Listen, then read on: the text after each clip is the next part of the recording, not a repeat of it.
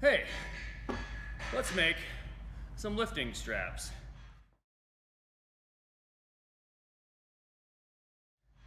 So you can buy lifting straps. You would use these for things like deadlifts, rows, etc. But it turns out if you make them out of some climbing, let's see, this is BlueWater tubular webbing from Sergeant Knott's. Maybe we'll get a sponsorship. Anyway, we got this off of Amazon. Got like 10 yards of it because we'll make straps for our members when they need them.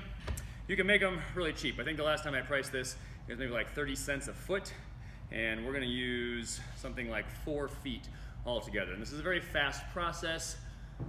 You can do this in the time that it takes you to rest in between your sets of chins, which is what I'm doing right now because one of our members needs some straps. So what you do is, my straps, I've had these for about 5, 6 years, something like that.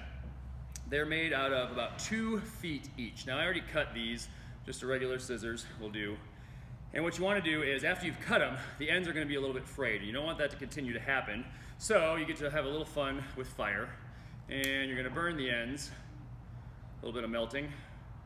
I don't know if there's any fumes, but you probably shouldn't inhale them if there are.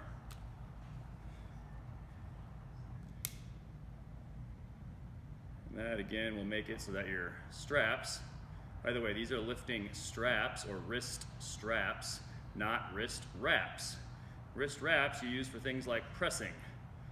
Wrist straps you use for pulling motions. Okay, so I'm gonna take the one that's already cooled down, and what you do is you put one end, I'm gonna take the end in my right hand and put it over the end that's in my left hand.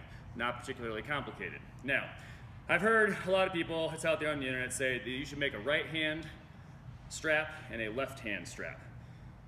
This may be true.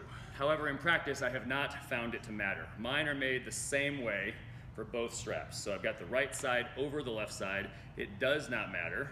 What will happen regardless is that the strap that is on top is the one that's in contact with the bar the most, so that one will take the biggest beating. But again, this pair right here, I've had since, well, I don't know, 4, 5, 6 years, something like that, and they are regularly used for rows, for sets of deadlifts, and the 400s and 500s.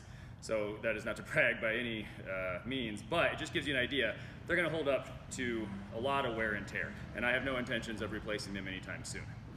So you can see I just took some athletic tape, so I was kind of talking while I did that, and I just taped up the 2 ends. And that strap is officially done. That's it. Maybe in a separate video, we'll talk about how to use these. That seems rather ambitious right now.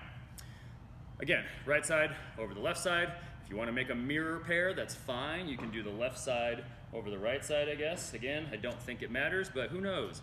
I could be wrong. You should not trust me.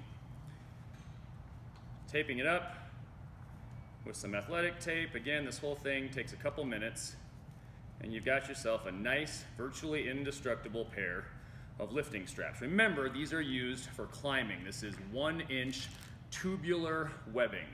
It stands up to people, people trust this stuff with their lives. We're just trusting it with our deadlifts, with our rows, maybe snatching. Do not use these for cleans. It's a good way to break a wrist. You can find some interesting YouTube videos on that. Again, any type of pulling motion. You could use it for opening your refrigerator, carrying your suitcase. So, hope this helps. It's super cheap, it's easy to make. I gotta go do some chins.